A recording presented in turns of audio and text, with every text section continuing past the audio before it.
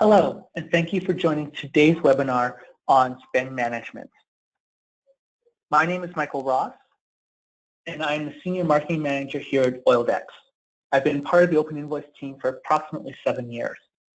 I'd like to talk today about how Open Invoice can help you assess and improve your business processes around spend management. Your business is complicated, particularly with distributed operations, where you've got work happening out in remote work sites and the business processes, the invoice approvals, etc., occurring at head office.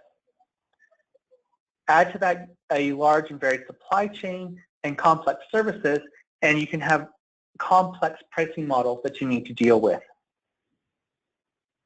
In addition, it's been a difficult business environment the last several years, going all the way back to 2008 with the financial crisis. Then in 2014, you had the soaring oil prices, followed by the 2015 oil crash. All of that means that companies need to streamline and become more agile in order to adapt to the ever-changing environment. Out-of-control spending has many signs and symptoms, whether it be unauthorized spend, unapproved suppliers, price leakage, fraud, excessive invoice cycle times, or even just lack of visibility. I'd like to spend a little bit of time with you today talking about how you can follow some best practices and use purchase orders and pricing agreements, as well as use Open Invoice to improve supplier collaboration, automate your compliance and workflow, and do some reporting and analysis. Typically, the first place that a company attempts or starts to put processes in place and controls in place is with a purchase order, mostly because it's the simplest piece to implement. In the purchasing process, you determine the need and you start searching for and selecting the different products and services that you're going to purchase at this time. Then, once you've identified all the stuff that you want, you go through an internal approval process. Once everything's approved internally, you generate the purchase order, send it to the supplier, who then starts going through their processes to acknowledge and deliver what has been requested. Once the supplier's completed the work, you'll inspect and approve and acknowledge the goods received and or the work performed. And then once you get the invoice, you'll reconcile the invoice to the purchase order and the goods received.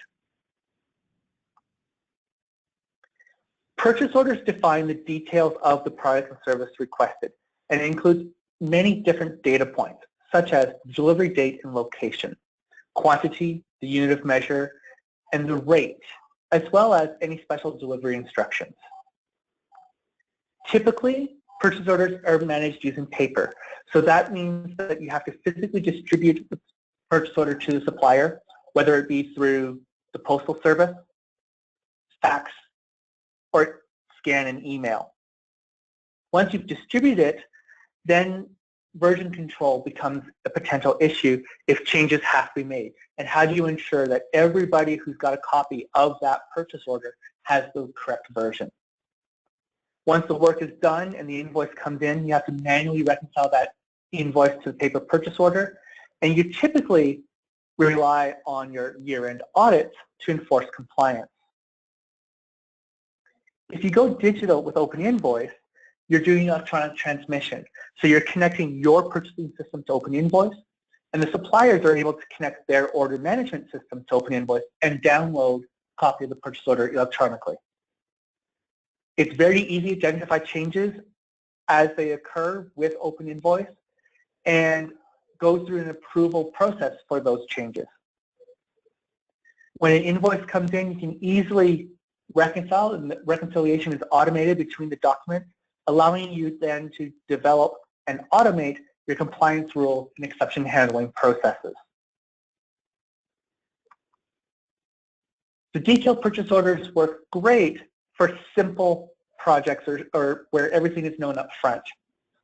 But as we know, not all of those details are known, because some of the times you don't know what is needed for a project until the work starts.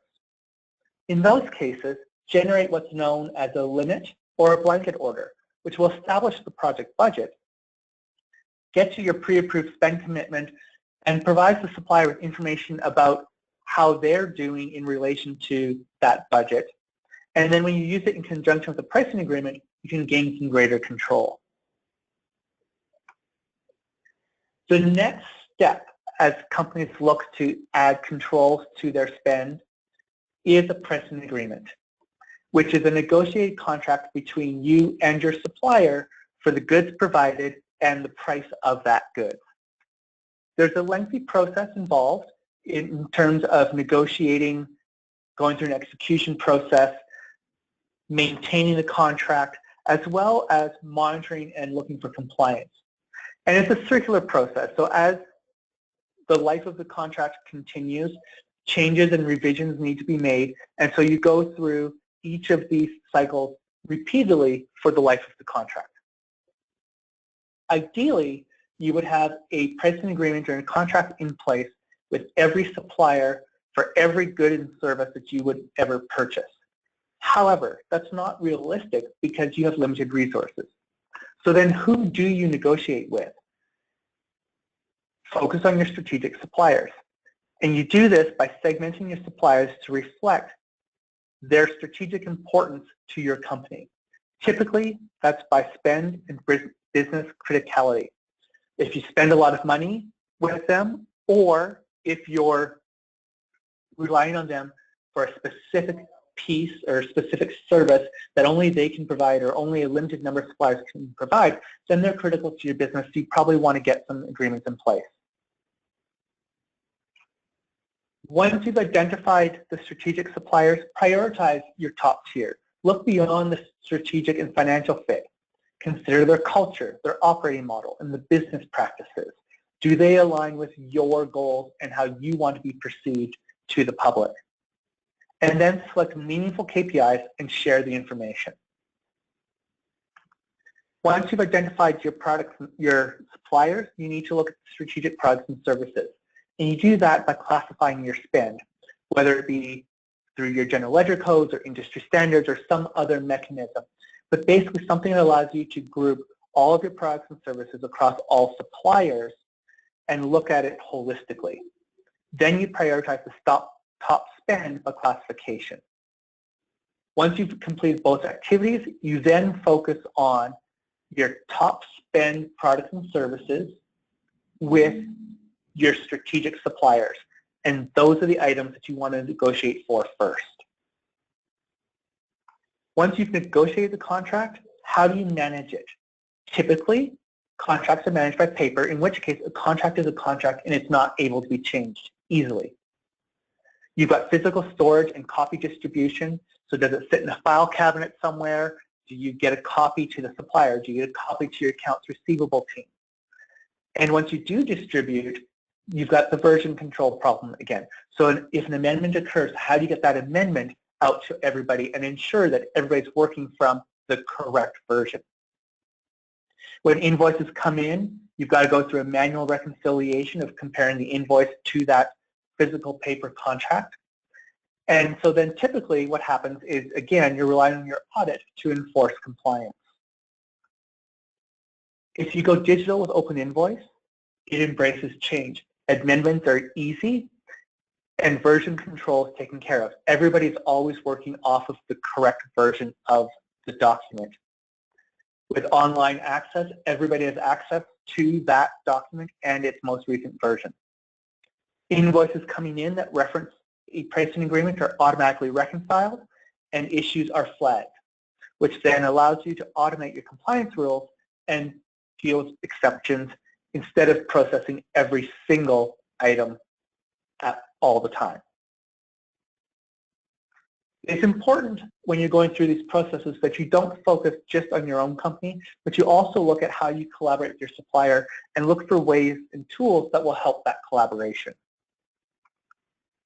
Reasons to improve your supplier collaboration include reducing the management and transactional costs, both for yourself and the supplier, and making it easier for the two companies to do business. If you provide the supplier a self-service portal and let them access the information when they need it. It streamlines their processes, but it also allows you to streamline your processes because you're not being interrupted with supplier questions. Open Invoice can help by allowing suppliers to review, accept, and download purchase orders, change requests, and contract details. They're able to receive notifications on purchase order and contract modifications, able to propose changes, and then they're able to create invoices directly from purchase orders and contracts with all the pertinent details automatically copied over, reducing the burden on the supplier to create and get the right information onto the invoice. They're able to review the reconciliation and compliance prior to submitting the invoice and take remedial action if necessary. And finally, the self-service portal allows them to get invoice and payment status updates when they need them. Once you've got your contracts in place and you've gone digital and you have everything electronic and you're collaborating with your supplier, the next steps are to consider invoice automation. So when you have a contract and purchase order in place, who does the invoice reconciliation? Is it the first person that receives the invoice? Does the invoice have to be sent to the procurement team? Does it have to be sent to the field office? Is everybody that's touching the invoice doing all of that reconciliation at once? And is it cost effective to reconcile every single invoice? Is it possible that some invoices are being reconciled more than once while others aren't being reconciled at all? What is the impact to your cycle time if everybody who touches the invoice is going through the same reconciliation process and repeating those steps? Finally, how do you enforce compliance and ensure that people are reconciling those invoices to the various documents and not just rubber stamping the invoice and passing it through? Are your processes sustainable for future growth?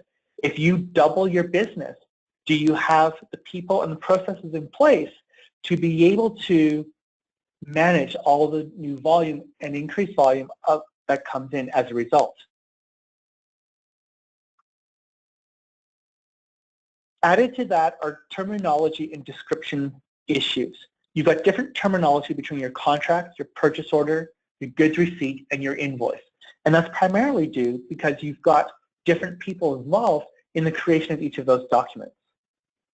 There's also different terminology between all of your suppliers, making it difficult to understand how all the different pieces fit together. Once you do understand the terminology, you're now ready to reconcile that rate on that particular invoice. But it's complicated because the rate is a function of the product and service. So you have to understand the terminology, the unit of measure, the date the work was performed, the location it was performed, the quantity, was there a bulk discount in place, year-to-date purchase volumes, etc., etc. Open Invoice can help. You can share terminology across your organization and with suppliers. So that standardizes the lexicon and ensures everybody's working off of the same terminology. When you integrate procurement and invoicing systems to use a single catalog, you gain visibility into those terminology differences for a single item. Use Open Invoice as a gatekeeper to protect your ERP. And you do that by defining workflow based on the presence of source documents, routing invoices to the right person or team. You can reduce fraud by identifying non-compliance before your audit stage, going through an automatic reconciliation, and automating your compliance rules and exception handling. If you do all of that in Open Invoice, then only invoices that are approved for payment and have passed those checks and gates are entered into the ERP, helping to keep the ERP clean and valid. You're able to automatically approve and dispute based on reconciliation results as well in Open Invoice. Once you have all of this in place, the next step is to look at your reporting and analysis. So it's important to review the results and analyze contract coverage across the supply chain. Review the purchase order fulfillment details. Monitor individual suppliers to determine compliance and negotiated contracts with or purchase orders. And finally, identify non-compliant invoices that were approved for payment. I hope you found this information useful. And for more information on how OpenInvoice and Oildex can help you with your spend management, please contact info@oildex.com and follow us on LinkedIn, Facebook, and Twitter. Thank you.